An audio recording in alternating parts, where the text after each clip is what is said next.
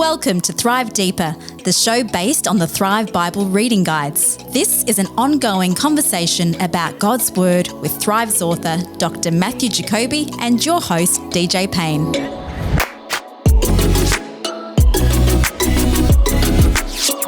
G'day and welcome to Thrive Deeper, episode 103. It is I, DJ Payne, your humble host, and on this fortnight's episode, we go into Job, the book of Job, part 2. This is the second part of our 3-part series on the book of Job. Matthew Jacoby and myself are deep diving into the book of Job, and this episode, we go into a bulk of the book. In fact, we're going to try to cover, believe it or not, 35 chapters on this episode. We're going to be introducing you to such characters as Eliphaz, Bildad, Zophar, Elihu, all great names of the faith, of course, that you recognize well as we dive into the book of Job. This is a really interesting part of this ancient book of wisdom, so we're so excited to bring it with you today. So grab that pen, grab your copy of Thrive, and of course, open up your Bible to the book of Job on this week's episode of Thrive Deeper.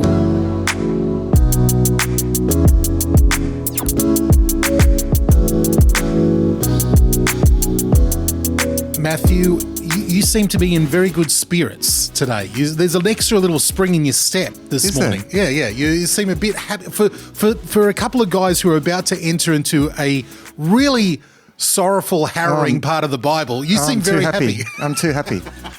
All right, I'll see what I can do about that. No, it's good to see you happy.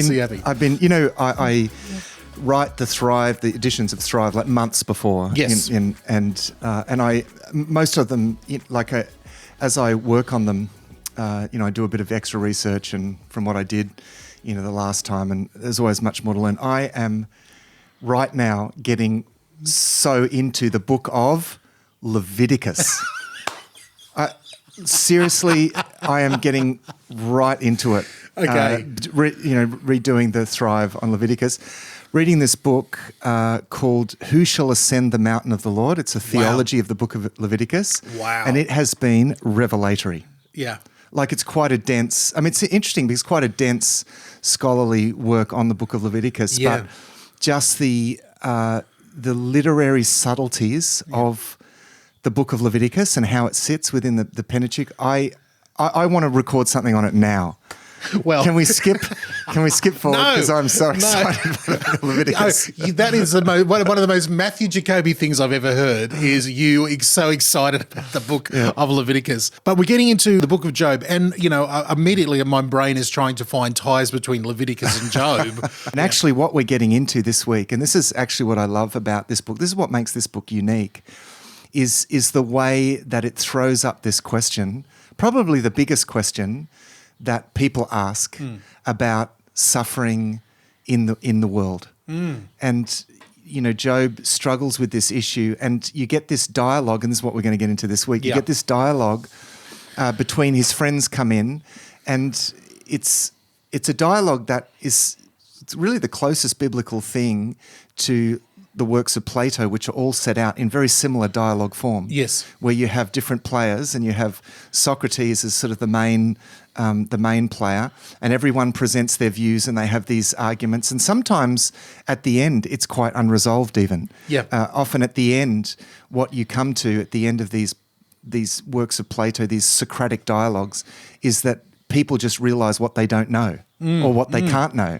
And this is actually a very similar thing that happens in the book of Job. And it struck me, that parallel has struck me this time around, how the dialogues work, how the dialogues pull down every attempt to understand the situation. And in the end, what we realise is why we can never understand things like this.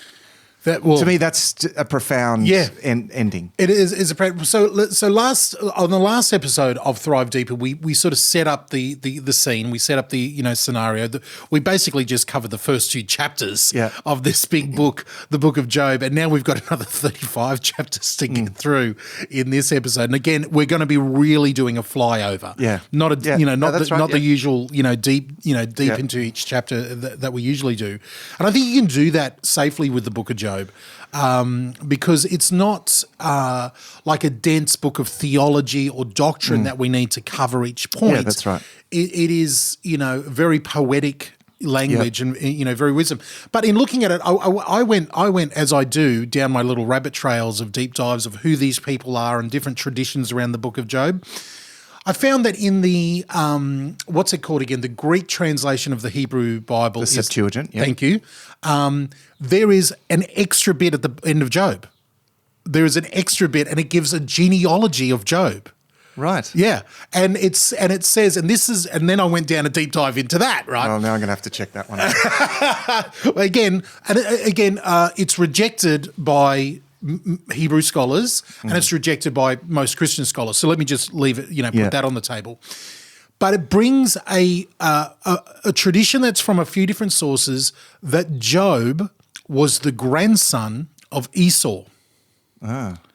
Okay, and lived in that space over there. Okay. And there's a couple of interesting points, and we'll get to this later on. I could see why they would think that. Yeah. There's an Edomite, and the descendants of Esau lived in Edom, and they're Edomites, and so there's an Edomite wisdom tradition, Arab, that Arab tradition from that region, the desert region there. Some traditions will say that Job was the complete ruler over the Edomite kingdom, and others say that he was just one of the rich, guys of that kingdom. And then that led me into looking into a book that I have not looked at for many years, which is the what do we call it? The apocryphal, is it apocryphal? We call it Testament of Job. Okay. Like another book of Job that most scholars say that was written around the time of Christ. Yeah. So there's a whole body of Jewish literature that acts as extensions of the Bible. Extensions to the book of Daniel, to a lot of wisdom literature that comes, some key apocalyptic literature that comes out through this time. And it's a really strange book. And the reason why we're really going down a massive rabbit hole right at the beginning of this episode. I apologise, everybody. The reason why I had looked at this book 20 years ago, even longer, I'd read through the Testament of Job book, is because it is one of the earliest references to singing in angelic language. Oh, right. That Job's daughters, the second daughters, the Testament of Job is basically Job on his deathbed, and he brings his 7 sons and his daughters and all of the slaves and all of his people who live with him, and says, let me tell you the story of what happened many moons ago. And he tells the complete story again. Now, again, I don't believe that it is an accurate, it's a classic example of that, what was happening in that period. So there was a lot of rabbinic discussion on the existing biblical books, and so there were lots of extensions. Yes. So what happened to Daniel and what happened to Job and lots of little additions. Yeah. But they were never, even at the time, they were never considered to be canonical, as we would say. Yes. They were just imaginative extensions. And it imagines, it retells the story of how Satan attacks Job personally. Yeah. And Job rejects him every time, and that Job had destroyed a temple, a satanic idol's temple, and Satan wants to get him back for that, and that's the reason. And it's all, and then he has to wear a magic girdle, and then the girdle allows the women to it's really like these crazy fanciful things. But in that, he says, "I am the grandson of Esau."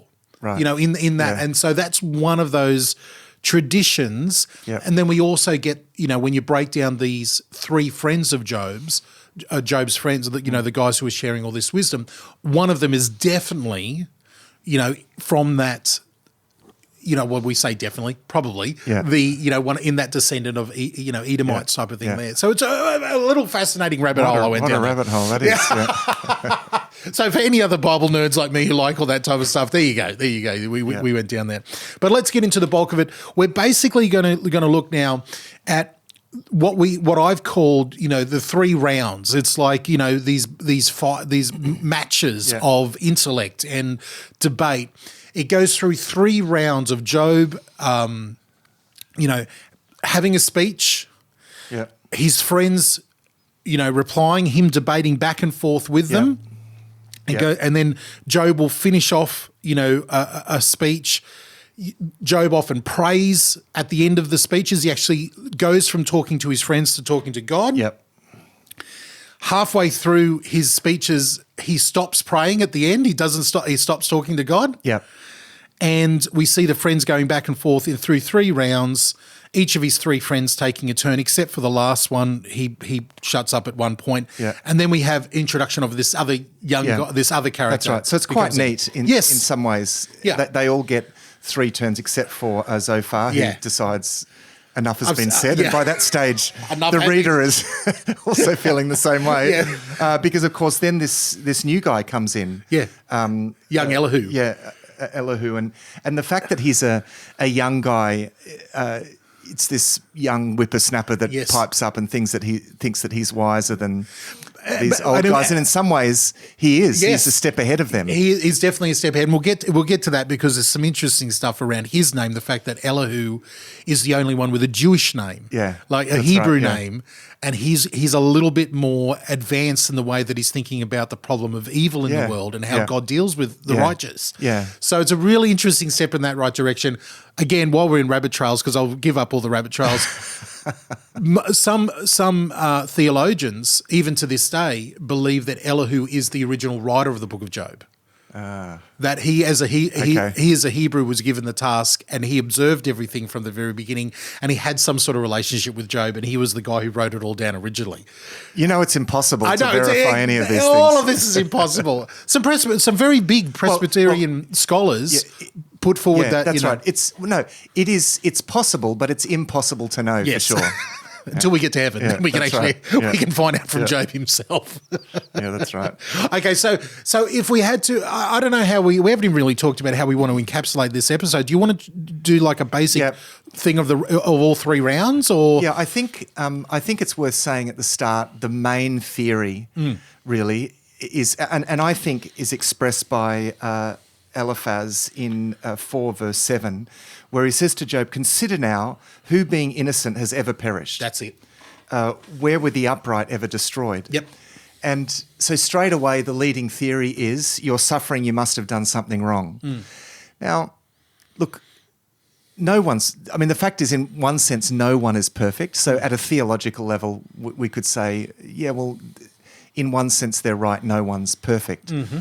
And so we live in a world of suffering and dysfunctional environment and dysfunctional people, broken people living in a broken world. Mm-hmm. Why? Because human beings have walked away from God's plan. So there's a sense of corporate responsibility, in that sense. So at a broad theological level, we live in the world that we created. Mm-hmm. Now, someone might say, but I didn't. No, but see, that's the biblical view, is that this sense of corporate responsibility and personal responsibility. That's right. As well, yeah. And we, to some extent, we contribute to that. But God is committed to empowering human beings, which means that God is also committed to allowing the consequences of our actions to proceed. Like sometimes God intervenes and steps in, but because we make choices, He allows those choices to pertain. Yep. And so the world that we live in is the way that it is because of those choices. So that's at a broad theological level. So but that's not really the issue here. Well, let's go back a step. I mean, Eliphaz, who's probably traditionally the oldest, friend of Job's. Yeah. He's the one who's allowed to talk first. He's obviously. Again, going down a deep dive, his name is tied up with the meaning of gold in Hebrew. There's obviously some sort of wealth. He is a Temanite, which is Esau's elder son was Teman. Yeah. And so he is known as Temanite. So there is definitely an Edomite connection there. And he's the first one to respond. And again, let's just put this into context. They had spent 7 days in silence with their friend, consoling, suffering with him, watching him, listening to him.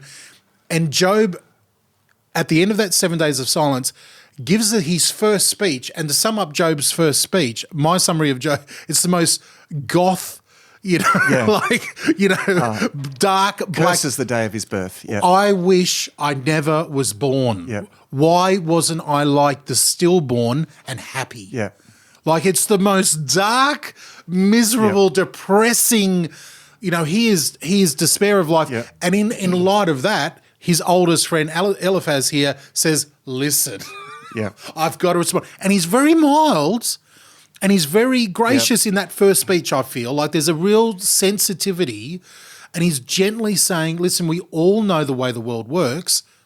If you're good, God looks after you. And if you're bad, you get punished. That's right. So it's at that level that they're, working. And I guess that broad worldview level, while that is true and that accounts for why the world is a chaotic place and why there is suffering and so forth, this is specifically about, has Job specifically done something wrong? And the leading theory is you must have specifically done something wrong. And there are even suggestions, that he's, defrauded people and that he's robbed the poor and that he's deprived workers of wages. We get that. We get that as we go on. As we go on, we get a number of suggestions. Yeah, it builds. They develop. Like Eliphaz in his first speech is very general, and he's inferring like the way the world works, but he never actually accuses Job of. And he sort of just is inferring it by just talking about it, and the reason why I think he's doing this real mild, friendly way of talking to someone, very wise. Let me just tell you the way the world works. And he's hoping that Job is going to go, okay, you got me, you convicted me, I have, but Job doesn't. Yeah. Job doesn't. Because he knows that he hasn't done anything specifically to warrant this. Exactly. So the interesting thing about what his friends say is that there's nothing necessarily theologically incorrect. Everything that they say is theologically correct, and yet at the end God corrects them and says, you've not spoken well of me as my servant Job has. So this is a very interesting idea that you can be completely theologically correct and completely miss the mark, like be a complete fool. Yeah. So just saying correct things, I think this is a really important point. It's a great point. Just saying correct things, being theologically correct is not actually. It's like when my son's having a go at his sisters or being a bit negative and we'll pull him up and he'll say, but it's true. Yeah. But it's true. Yeah. No, that's not the point. Whether it's true or not, it's whether. It's like having someone, you might have someone who's going through a really hard time at the moment. They might have lost a loved one, lost a job, a relationship broken up, and you give them a bumper sticker and say, all things work together for God. It's like, well, that's true. It doesn't help. Yeah, that's right. But this goes to another level of, it is that. But remember, I mean, as you just said, they've done pretty well. They've sat with him for 7 days. Yeah. So where they go wrong is that they're trying to give an answer for this. They're trying to find an answer. They think that they can. And the important thing to note here is this is ancient wisdom that is pre-Bible. Yeah. This is pre-Bible wisdom. In fact, Eliphaz says in chapter 4 that he is basing a lot of his theology on a revelation that came to him that he believes that came to him by the Spirit of God or a spirit, heavenly being in night, and it terrified him in the night. Yeah. But the Spirit said basically the wisdom that he's sharing, the Spirit gave to him, saying that, the righteous live by God, and the innocent don't get punished. It's a fascinating. Yeah, he says in 4 verse 15, a spirit glided past my face, and the hair on my body stood on end. I stopped, but could not tell what it was. A form stood before my eyes, and I heard a hushed voice. Can a mortal be more righteous than God? Can even a strong man be more pure than his maker? God places no trust in his servants. If he charges his angels with error, how much more those who live in houses of clay, whose foundations are in the dust? So it's amazing. So, how can you claim? And again, theologically, he's 100% right. Like I could pull this out, as a piece of really beautifully express theology and say this is correct. But there's a problem with the whole enterprise of what's happening here. Yes. And this is the beautiful subtlety of the book of Job, is that they're trying to fathom something and nutshell something that is just beyond human capacity. So I think that's the first thing. And so this correct theology isn't everything. Yeah. There's this, and this is where wisdom literature makes its contribution. Yes. It's not just about being true, it's about being appropriate and kind of right. Yeah. Having the right perspective, having that level of humility as well, because you can be all theologically correct and not have humility, to put it mildly. And not have so we've seen Job's first speech where he curses the day of his birth. Yeah. Eliphaz's first response, and the reason why we spent a bit of time on Eliphaz's first response is I think Eliphaz sort of sets the scene in each of these rounds. He sort of sets the case, and the other guys come up and sort of back him up. They're sort of elaborating there. Do you know, just backpedaling to Job's first speech, I wish I'd never been born. That's basically a summary, summary of what he says. That there's actually, just with my philosophy teacher hat on for a moment, which is appropriate for this book of Job, there is a well-known philosopher called Emile Cioran. He's a Romanian French philosopher, and he's like an extreme kind of nihilist who wrote a book called The Problem with Being Born. And he's what's called anti-natalist, which means that he believes that we shouldn't have children because this is just a world of suffering and pointlessness and meaninglessness. And when you bring children into the world, it's just an endless attempt to escape from suffering and discomfort and meaninglessness. And wow. So hence the name of his book, The Problem with Being Born. Yeah. And so there is a stream in philosophy. Another contemporary philosopher called David Benatar also wrote a book called The Human Predicament, which has also it advocates this anti-natalist position.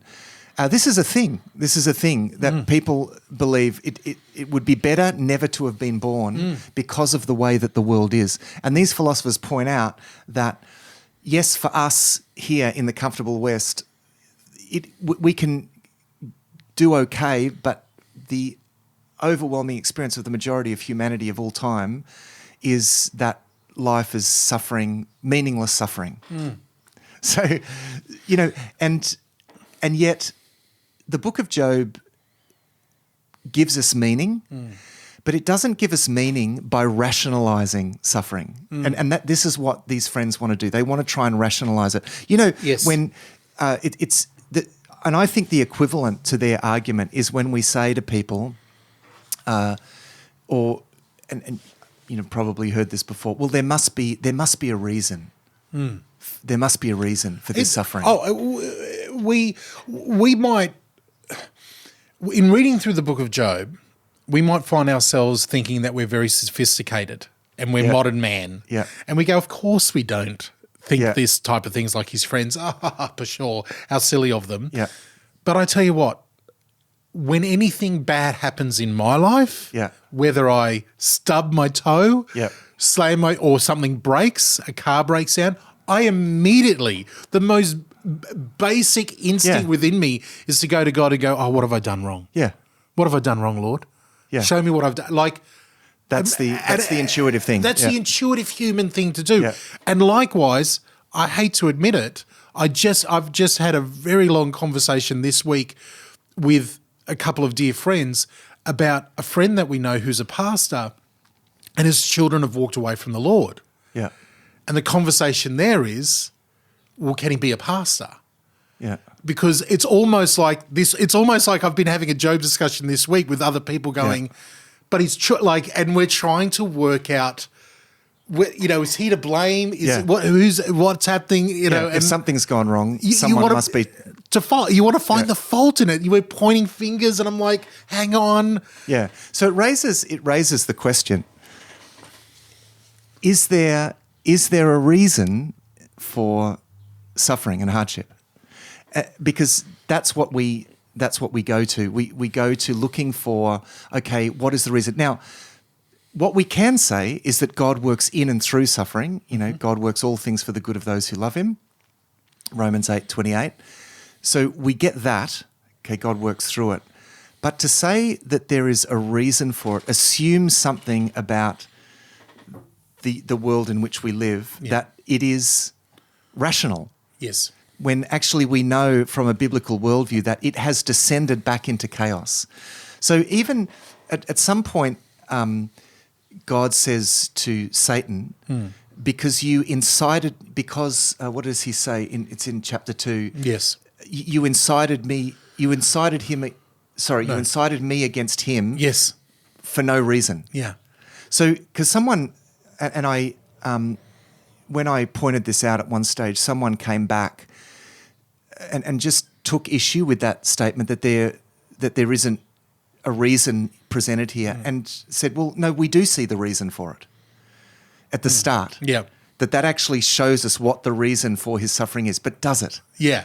Does it actually provide us with a reason for his suffering? Well, again, it depends on how you define the word reason. It shows you what is going on and why. Yeah.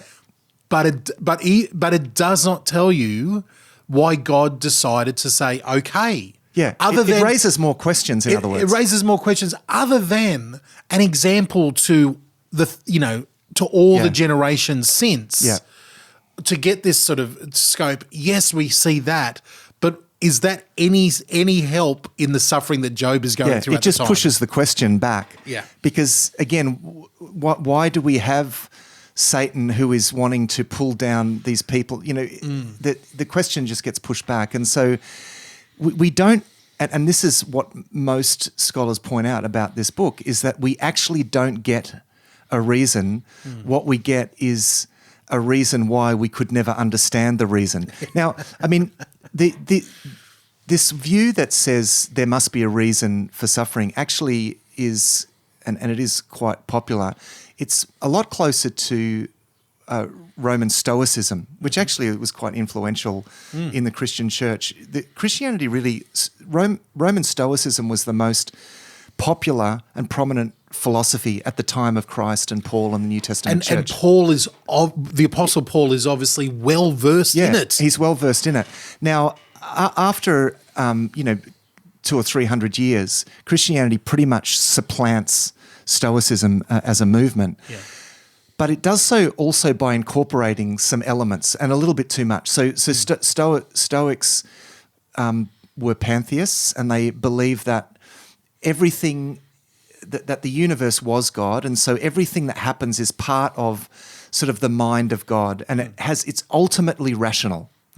Even though we don't see the whole picture, so it may not look rational to us. So when a person goes through suffering, and this is when we talk about taking a Stoic attitude, for them the Stoic attitude was realizing, no, this has to be the case. You are suffering of necessity.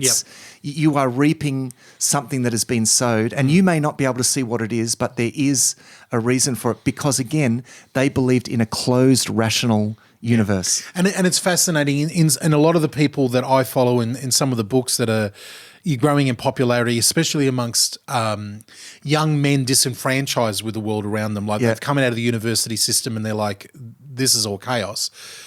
Classic Stoic, that's classic Stoic philosophy and thought. Yeah. And especially the works of the original Stoic author, Mark.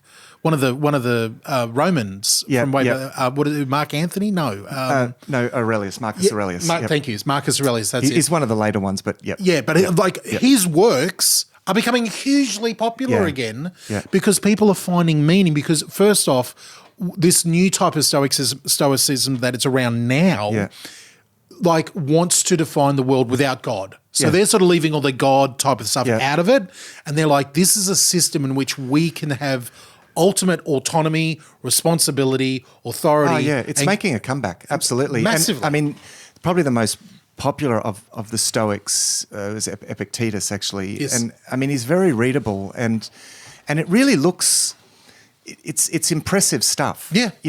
And it advocates this kind of closed universe where the universe is God. And that kind of pantheism is having a big comeback. Another version of that is what's known as panentheism, which is it doesn't limit God to the universe, but it does talk about the universe. The universe itself actually is the incarnation of God. That's quite popular, even has had inroads into some Christian circles through the works of Richard Rohr and Oprah Winfrey. Yeah, of that's all right. Things. Yeah, so, and it's actually a form of pantheism. Yeah. So the thing with this view, and this is where it's very influential, and it was influential in the early centuries. It's seeded this idea that everything has to be rational, and and so when bad things happen, what do? We go looking for a reason. Yeah. Now, sometimes there is a reason. Yeah. Okay, so it's not what we see in the book of Job. It's not always wrong. Yeah. Because, if you do something stupid, then bad consequences will follow. There are plenty of times where we do actually suffer from really stupid things that we do. Okay. And there's plenty of And God times allows that actually. Well, there's plenty of examples of that in the Word of God itself. Absolutely. So we see that unfolding in many different cases, including the life of David. Yes. David's a classic example. Yeah. But that neat idea, which again, is advocated in the Proverbs. It's like what you sow, you reap, that kind of wisdom. It just doesn't always work out like that because it's not a closed.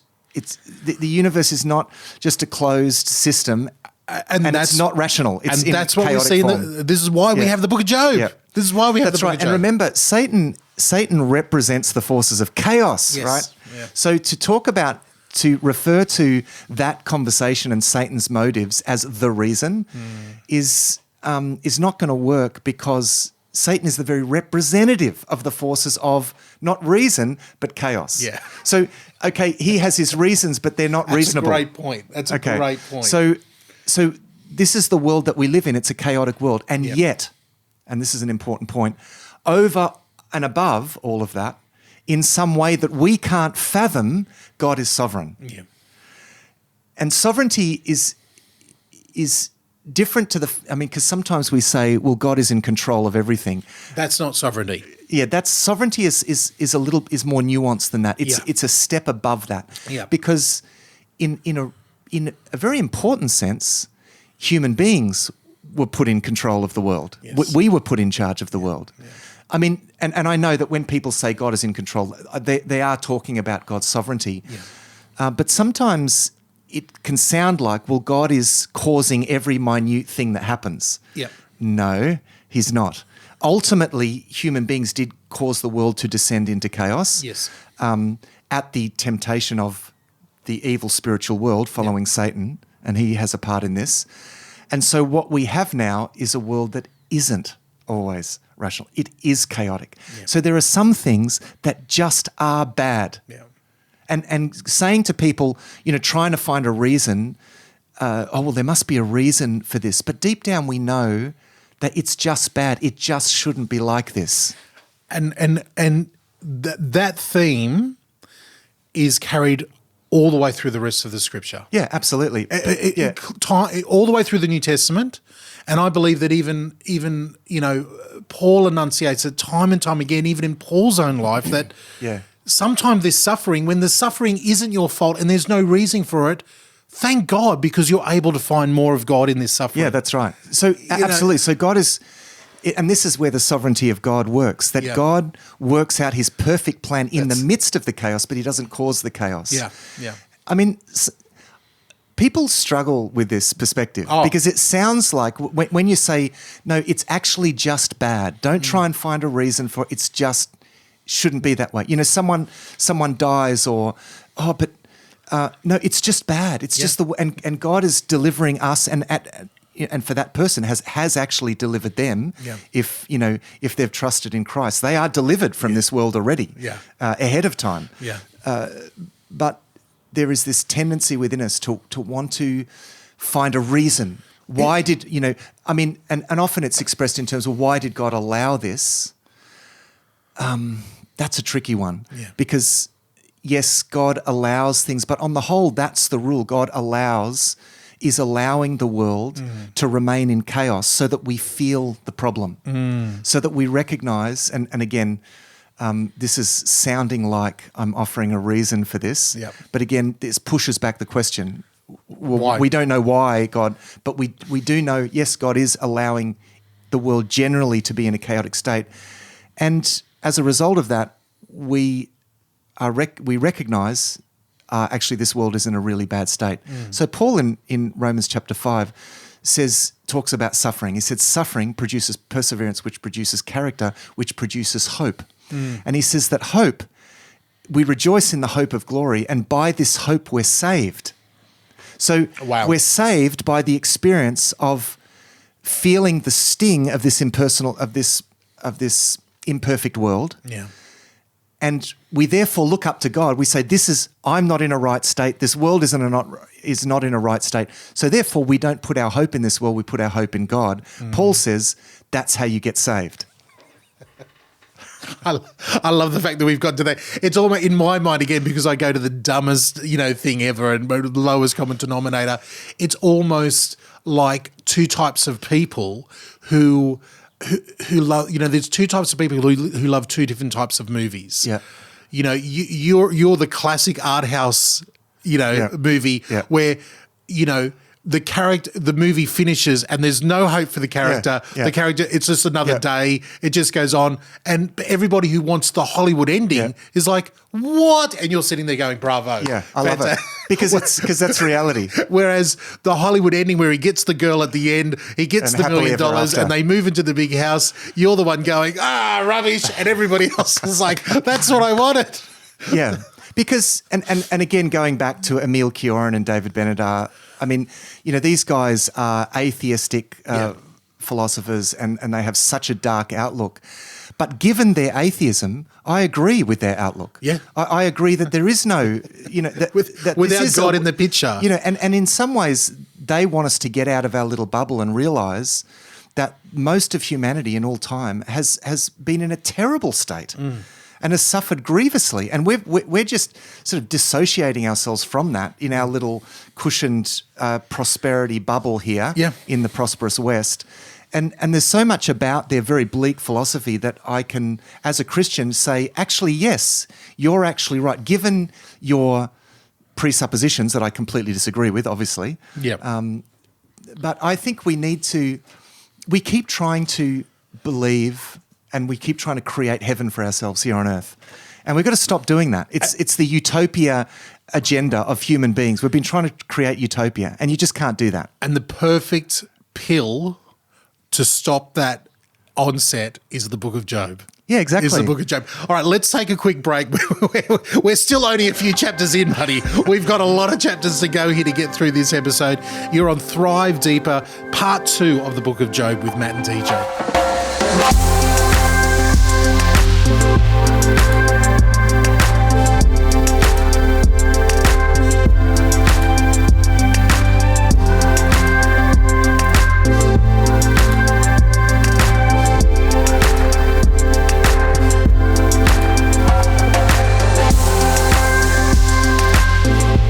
Hey there, family. It's DJ here, and I hope you're enjoying this discussion on the Book of Job. Yeah, we're going pretty deep in the philosophy around this entire book and worldview, and hopefully you're getting, you're getting a lot out of it there. Now, if you've got any questions, you've got any comments about this is the place we want you to go to: thrivetoday.tv. Thrivetoday.tv. There's a couple of things I want to tell you about that's happening at thrivetoday.tv in particular. Number one is we have just released a new episode of Thrive Perspectives, and I've got to say, Matt and I are pretty chuffed on this episode. If we dare say that about an episode that we've made. Thrive Perspectives, our 15th episode, is all about what we've called the big picture. We've tried to, in 1 hour, encapsulate a worldview of Christianity and what's actually going on in the world. That we've done that so you've got an episode that you can share with your friends, someone who might be looking into the faith for the first time, someone who might have some questions about basic Christianity 101. And we want you to be able to give this as a one-off episode and say, hey, listen to this episode of Thrive Perspectives. These guys cover sort of a worldview on Christianity. Now, tied up with that if you've listened to that Thrive Perspectives episode, we're giving you the opportunity to give them a free Thrive book specifically made for new Christians. It's called Living Life as God Intended. It's a 50-day program that Matt's come up with to walk through the very basics of Christianity and as people get started in reading the Bible for themselves. It's a fantastic resource and we'd love you to have it for free. So here's what you do. Head over to thrivetoday.tv. Make sure you subscribe to Thrive Perspectives, our sister podcast. Have a listen to that big picture episode. Share it with a friend. And if they are interested and want anything more out of this, then please get them a free copy of the Thrive New Christians booklet. It's free for you. All you need to do is jot us a line over there at the website, give us your address, and we'll send it out to you. It's as simple as that. All right, that's enough from me. This is going to be a long episode. We're going through the book of Job here. It's our second part of our 3-part series on the book of Job. Let's go back into it now on Thrive Deeper.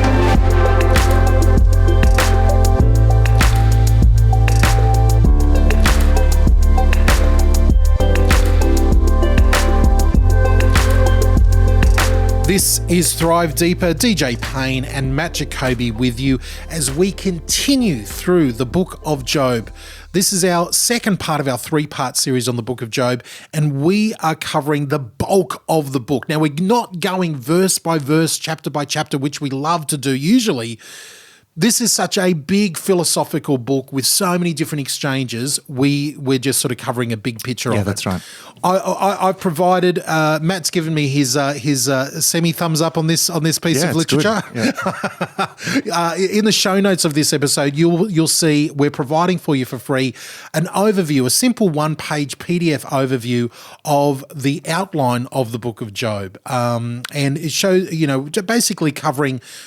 Very simple. You can see it in one page here. The back and forth between Job and his friends, the basic themes of it, and the patterns that you can see in it right there. Now, as we're covering the back and forth, we've just talked about the basic scenario. To sort of wrap it up for the 3 exchanges between Job and his 3 friends, Eliphaz, Bildad, and Zophar, they basically get progressively more and more accusational towards Job. Bildad is the second friend. He is a Shuhite or Shuhite. In the Hebrew Bible, they make it pretty clear that a Shuhite was when Abraham, if you remember back the story of Abraham and Sarah, when Sarah died, Abraham married his second wife, Keturah. I think that's how we pronounce. Excuse me, anybody who's that's good. Yep. Hopefully, I'm pronouncing this right. One of Abraham's and Keturah's sons was Shua. And Bildad is traditionally in the Hebrew Bible considered to be a direct descendant of that. I love it. You've done your research on the details of this one. Yeah, I've really deep dived into who these people are because I'm fascinated with them. So Bildad comes from that Abrahamic, the second, from the second marriage, their tradition, and he's coming in, and he has 3 speeches as well, building on what Eliphaz says, and in that first speech from Bildad, we get the first progression of this worldview that suffering only happens when somebody has done something wrong. And Bildad sort of advances the case in his first speech. He says in chapter 8, listen, it might not be because you sinned, Job, but we know that your children probably sinned. And God's taken them and you're probably suffering for your children. Yeah. So it's almost this, again, a very basic human instinct that we even see in a sort of an echo of with the disciples, with Christ. This person's suffering is because of his parents. Is it a family thing? It's a family thing being affected. It's an extension of the attempt or the belief that we live in a rational universe. Yes. Again, the worldview point here is an important one because these guys believe that we live in a rational world where good people. Yep. Good things happen to good people, bad things happen to bad people. It's like this mechanistic universe, and actually that is not the biblical worldview. Yeah. The name of the game is chaos. It's not a rational universe. It's not the way that God wants it to be. And ultimately, how the sovereignty of God works in the midst of that is beyond our capacity to grasp. And that is the point of this book. Yeah. So one point through this is with Job and his complaints throughout this book. Now, a question I want to raise here is Job doing something wrong by complaining the way that he's complaining to God? Now, I bring this up because I looked at the Bible Project on this. Absolutely love their work. Love their work, yep. Big fans of the Bible Project. I disagree a little bit with them on this one. Controversial, I love it. Bring it on. Now, because, again, being steeped in the Psalms, the idea of complaint doesn't look to me like there's something wrong. Because what I see Job doing here in his complaints is, I mean, he talks about arguing his case before God at some stage here. He says, but I desire to speak to the Almighty and to argue my case with God. Yep. And so he's bringing complaints and I think, a number of people, and I think they go a little bit this direction, say, well, Job shouldn't be complaining to God, that this is part of what he does wrong and what he repents of. Now, remember, God sort of corrects Job, but he doesn't necessarily charge him with sin as such, because remember, he's saying the people that are getting it wrong are the friends of Job's. Yes. Now, what Job repents of in the end is the whole endeavour to try to understand. That's actually the problem. It's not the fact that he complains, and this is where, in my opinion, I would say. Now, I'm saying this because all of his complaints sound exactly like things that I know from the Psalms. Okay, what is the point of difference in what you're pushing back on, not harshly, with what you've heard in the Bible Project? What is their, what are they asserting? Well, they sound like they're asserting the fact that Job's complaints, that he shouldn't be complaining to God. Okay. And shouldn't be saying why. Now, there's an aspect of why. Like, for example, why have you forsaken me? Mm-hmm. Now, that is presented as a perfectly legitimate complaint because it's not just give me a reason. And there is an aspect of this in Job, but there's another aspect of it, of just the complaint before God. I'm suffering. Why is this happening? In terms of more of a complaint as God, you need to do something about this. And in the end, God does do something for Job. And we'll get into that in the next. He does actually answer Job's prayer. And we'll get into that next episode in a fortnight's time. So I just think we can overstate this aspect of it and see that Job's doing something wrong by complaining. I think we need to be careful there, because complaint, according to the Psalms, is actually an expression of faith. Now, complaint isn't grumbling. Yes. As I've said before, grumbling, like the grumbling of the Israelites in the desert, for example, it's what we do when we walk away from God. Complaint is when you go to God and saying, no, I know that you're good, but I'm just not seeing this. God, do something about this. And this is the basic premise, and I agree 100% with you. Yeah. I'm 100% with you. I believe that the book of Job, and the reason why I have found friends and family who are believers to really, the people who repel against the book of Job, who do not like it, is because they fundamentally believe that Job is doing something wrong in complaining. Yeah.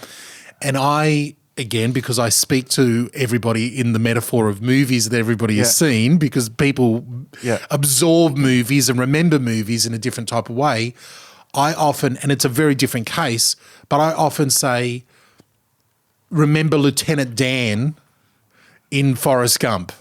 Now, I'm not vouching. I know the bit you're talking about. I'm not vouching for Forrest Gump as the greatest movie, and I'm saying it's a Christian movie or anything like that. But there is a storyline within the Forrest Gump film of this character of Lieutenant Dan who is angry at the universe, and in particular during a storm on a boat. Well, he's angry at God. He decides to have a fight with God in the storm. Yeah. A wonderful biblical picture and very Job-esque, right. type of thing. And in the morning, like, he basically accuses, it says, okay, kill me now if you want me gone. Yeah. And Forrest Gump makes a point of the next morning, it's a beautiful scene with Lieutenant Dan with no legs swimming in the water, in the still water, in the still peace. He says, I think somehow God and Lieutenant Dan made their peace, that night. And a lot of Christians go, oh, hang on, that's not Christian, and that's not a godly attitude. That's not a biblical thing. And I'm like, have you read the book of Job? Yeah, that's right. Yeah. Have you read the Psalms? Yeah. There has been many times in my life, I'm not proud to admit it, but I'll be honest and say, I have fought with God. I have complained bitterly about my circumstances, and I've had it out with him. Yeah. And I really believe that each of those times, it wasn't the argument. It was the fact that I came to him with all of my emotions, all of my honesty, all of my depravity, everything. Yeah. And I said, what is going on? I really believe that at the end of it, just as me as a father with my own children might not be happy with the silly argument that my child is giving, but the fact that they're coming to me for advice and things, I go, come here. Exactly. And that is essentially, I think the Psalms put God's stamp of approval. Like, you just come to me and let it all out. Amen. So, because I think it would be unfortunate if we discredited or devalued or invalidated Job's complaining. Yes. Like, if you're going through something terrible, take it to God and complain to God. Let's not invalidate that. Job's not doing something wrong there. Yeah. Now, he does accuse, at certain points, he does accuse God of some pretty, not great stuff. But again, if you can't see it visually, that just gave me a shrug. Like, so what? But again, I agree with you, Matt, because I have done the same thing in my complaining. Yeah, and the Psalms do the same thing. Yeah, I have said, God, you've said this. What are you, a liar that you have promised me this and this? Yeah. Now, am I proud to say that in a fight with God, I called him a liar? No. Okay, God is not that's a liar. right. But I believe that in that honesty, and I'm not building a sermon or preaching that God is a liar, but just the same way as we see in Psalms, in Job, I think God wants us to come to him with that all level of it. With that level of honesty and frankness. Psalm 74 says, Lord, why have you rejected us forever? Now, God had specifically said that he would not reject his people forever. Yeah. So it's like it's saying, God, you're being unfaithful. Yeah. And yet we have this psalm given to us in the Word as though God is pointing to us and say, I want you to do that. Yeah. Because what that psalm is doing, and in some sense it's not true because God hadn't rejected his people forever. But the fact is the psalmist feels like that, and it's like a covenant provocation. Yeah. It's like it's deliberately phrased to point out to God, it doesn't look like you are being faithful. Now, the other thing, I'll keep banging on to this because I really do think this is important as we come to this text, the book of what it is.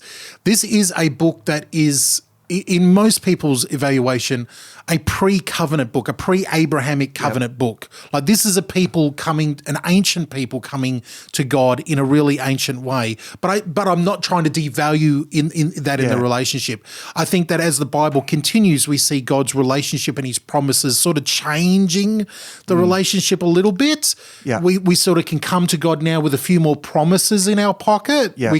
We've got a relationship with him that's a little bit different to what Job had here in the ancient people. Yeah, I think you've got to be careful there because it doesn't. I wouldn't want to anchor this too much to a period. That's my dispensationalist. I wouldn't want to anchor this too much to a period because actually the book doesn't do that. No, so let's not try to do something in the book. It's like when people take a book of the Bible and say that it's for this period. Like one of the minor prophets, or where it actually doesn't say who it's to, but they try and work it out. Yeah. And then once they've worked it out, then interpret the book in the light of that. If the book needed to be interpreted in the light of a particular situation, it would tell us that situation. And if it doesn't, then it stands outside of that in its own right.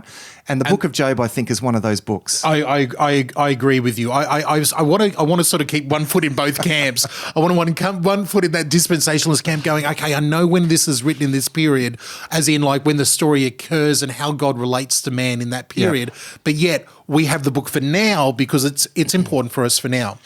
Okay, but let's go real quick. The only other character we have to talk about, well, there's two more. Zophar, Naamathite, and this is where I can find no scholarship knowing anything about this. We know that there was again, in that Arabic area, there was a place called Namar. Yeah. he's from there. We know nothing about him so far. He only gives 2 speeches, Yep. and he is full on of all 3 of Job's friends. He is the first one to directly accuse Job of wickedness. Yeah. In chapter 11, in his first speech, Zophar basically says, "Listen, let's stop beating around the bush. Job, you sinned.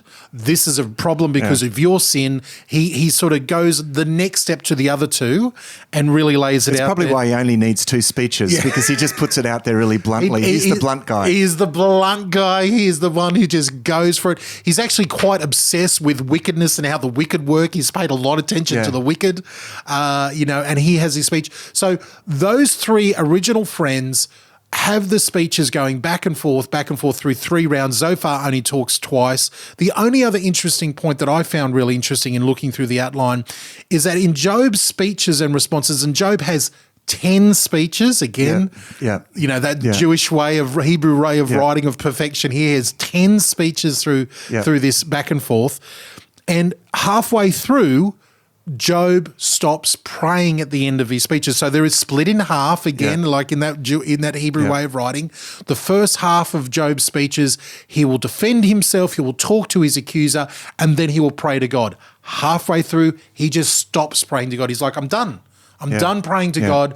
And he just keeps on, making his point to his friends and just making his point. Now, some of the classic points that Job makes, there's one in particular that I think we need to note on this episode, is that right in the middle here in his 5th speech, he says, if only I had a mediator that could take my case. I literally just had that open in front of me. That was the next thing I was going to say. Great minds think alike. And I think these moments, there are what I would call Christological moments. 100%. In Job. Quite amazing Christological moments, given where this book doesn't sit sort of in the mainstream necessarily. Yeah. But they are some of the clearest Christological or messianic, perhaps let's use a Jewish term, messianic moments. That is, moments that anticipate a mediator between man and God. And his point in saying a mediator is because he's saying, I'm suffering. I understand that this suffering is not because of something that I've done. If only there was someone who stood between God and me who could defend me and could be my mediator. Yeah. And it's like, wow, That's right. That is setting up. Yeah. We will have that one day. Yeah, that's right. And so I think that's the first thing. And that anticipates a need, actually, that messianic role of Christ as the priest. And remember, this idea of the priesthood is already there in the Jewish context. Yeah. So any Jewish readers like mediation, that's the role, that's what the priests do. And ultimately that's what Christ does. And we see Job playing that role in his life of his children. He basically says, I'm the mediator between God and my children, because they might have sinned. I will sacrifice these animals for my. So he's aware of these priestly concepts and sacrifices, but he understands in this case he needs something more than what he can do himself. It's amazing. That's right. And the other great moment is in chapter 19 from verse 25, where Job says, I know that my Redeemer lives, and that in the earth he will, and that in the end he will stand on the earth. And after my skin has been destroyed, yet in my flesh I will see God. Yeah. I myself will see him with my own eyes, I and not another, how my heart yearns within me. To me, this is right in the middle of this book, and it does sit right in the middle, and anything that sits in the middle is important. That's the way that Hebrew literature works. And it's an amazing point. In that middle part of Job, 2 things happened. He makes that incredible proclamation about the future, and he stops praying. In defense of his of his position. And it's like, wow, and then we go, the second half is even darker. Yeah, that's right. So I mean his hope here that this point about his Redeemer, and that he will, in the end, he will stand on the earth. I mean, that's a really intriguing statement. There's been a lot of comment on that and exactly what he means by that.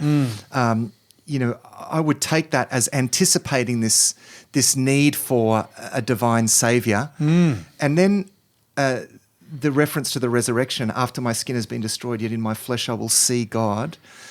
In my flesh I will see God. I mean, this is and even the fact that within a biblical framework, no one can see God and live. And yet Job anticipates a time where in his flesh he will be able to see God. Yeah. So right here he is, and I think this is the vital perspective of this, that his situation is causing him to look beyond this life. Yes.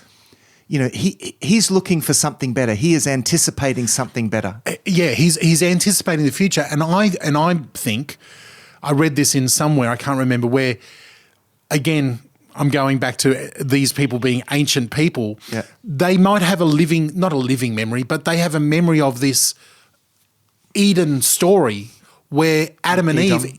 Eden story, where Adam and Eve in their flesh did see, absolutely. Yeah, absolutely. He knows that happened in the future, and he believes that somehow God is going to make that happen again one day. Yeah, that's right. And so that's the hope in the resurrection. Yeah. So this is so right here in the book of Job, we have what in a biblical sense is really the great hope for the future. Is not a disembodied existence of us floating around in the clouds, but actually in our flesh having that direct access to God. Yeah. And in the midst of Job's suffering, he's lost everything. But what does he want the most? This is what he wants the most. So that he would move beyond this situation, and in his flesh, after his body has been destroyed in death, that yet in his flesh that he would rise up and that he would see God. To me, that's just amazing. A remarkable moment in the center of this book. Yeah. Yeah, and that's important. Yeah. Okay, let me fly through this really quickly, Matt, because we're running out of time, Yep. and I want to wrap this up. That's the center of the book. We're going through, and then I just want to briefly say, in round 3, Eliphaz comes again in his third response and basically says to Job, repent. Job's 8th speech is basically, look, God's not here anymore. The wicked are not punished. He doesn't pray. Bildad jumps in there, and basically I can sum up his speech by saying, listen, how dare you even have any complaint to God, because we are nothing compared to God. Yeah. Job gives another speech. God is everywhere. He controls everything. Nothing's outside of his, control. And then he gives his, and then it makes a point that Zophar is so fed up with it, he doesn't even want to respond. Zophar's like, no, got nothing to say to that. Yep. And then Job in chapters 27 to 31 gives his 10th and his final speech. And it's basically summed up in saying, all right, God, answer me because I'm innocent. Yeah. Like the thrust of his whole complaint is, I am innocent. Answer me there. And then we have 5 chapters devoted to the young man of Elihu, who is this passionate, angry young man with all this, all this stuff. And apparently he's been there from the very beginning. Surprise. He's watched the whole thing. He's listened to the whole thing, and he's kept quiet because he's the young guy, and in a Jewish society, respect for elders and the wisdom of age. Yeah. But this book is inverting everything. So these men who are meant to be the wise men and have all the answers have really failed. And he's the young guy, and he's done the right thing, and he's kept silent. So Elihu is an indictment on these friends, because what he's going to say, it makes a lot more sense. Yeah. He goes hard against the friends in that his first part of the speech in chapter 32. It's all directed to the 3 old men, and then he spends the rest of his time directing to Job and then sort of making his case of the philosophy of the world. Well, he spends about an hour actually just introducing his speech. I will now speak. Let me now speak. It's just, okay, can you just say what you want to say? It's a classic. It is very, the very passionate young man speech there. He does hold on to that perspective, far be it from God to do evil, from the Almighty to do wrong. Yeah. He repays everyone for what they have done. He brings on and again, that's theologically correct. Yeah, and it's very much this attitude of, look, how dare you old fellas speak like this, because God is greater. It's more nuanced than you can imagine. That's right. So he's going to point, and this is the key thing, he's going to point to the ineffability of God, the fact that this is beyond searching out, that God is beyond our ability to understand. So, for example, in 36:26, he says, how great is God beyond our understanding? The number of his years is past finding out. Paul pretty much quotes from him in Romans chapter 11. Yep. So that's going to be his point. God's voice thunders. This is 37 verse 5. In marvelous ways, he does great things beyond our understanding. He says, listen to this, Job. Stop and consider God's wonders. Do you know how God controls the clouds and makes his lightning flash? Sounds exactly pretty much what God is saying. So so he does actually, he kind of gets there. Verse 5, do you know how God controls the clouds and makes his lightning flash? Do you know how the clouds hang poised? These wonders of him who is perfect in knowledge. No one can look at the sun. Verse 23 of chapter 37, the Almighty is beyond our reach and exalted in power. Yeah. And then there's no answer, and we go straight into God's answer. And basically God says a very similar thing. Yeah. Elihu, this young man, is a great part of this story. And it's so separate to the rest because he takes a lot of the arguments. He sort of sums up the arguments of the three wise men. He answers a couple of Job's questions as best as he can, and he slowly builds the courtroom scene into and now. He builds it up to an introduction that God sees fit, and we're going to get into this in the next episode. We're out of time now. But he sets the scene for God, basically. Yeah, that's right. Yeah, and he anticipates the things that God says. And I think the fact that he gets the closest and that he's a young guy is the indictment. In a Hebrew context, that matters. It's like, oh, gee, this is humiliating. This young whippersnapper comes in and totally puts these old guys to shame with his argument, as we see, which is the one that sounds the most like God's. Now, he doesn't quite get there because, again, he still sounds like he's invalidating Job's position, really. He still wants to indict Job in some sense. He just wants to say, but we can't. He has recourse to the fact that we can't understand. So he gets much closer, but he doesn't quite get there. What is clear from God's perspective is that God, there is a sense of rebuke in God for Job because like a general rebuke in terms of how could you even think that you could understand this, even if I could give you an answer. Okay. But nevertheless, Job is not rebuked for suffering his, the confusion and for his complaints necessarily.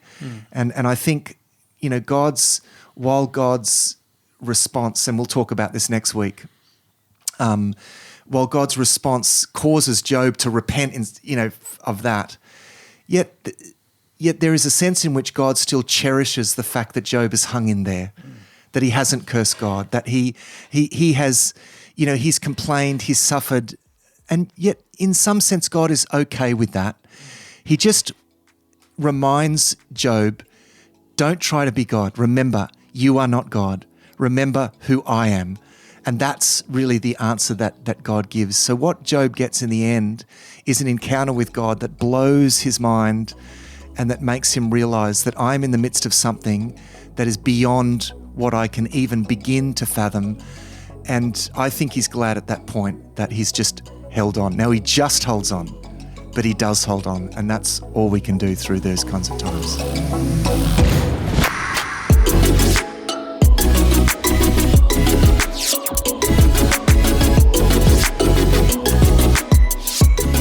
Oh boy, holding on. That sometimes, especially these times, it feels like that's all we're doing some days is just holding on. And I think this middle part of the book of Job really gives us some strength there, some energy, some insight of what it's like to hold on in the times of suffering.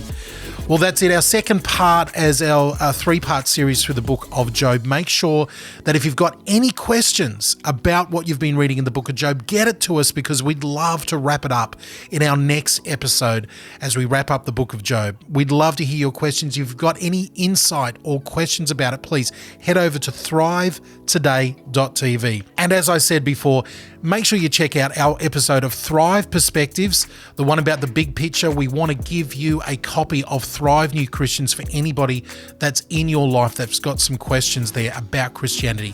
Well, we'll see you in a fortnight next time on Thrive Deeper.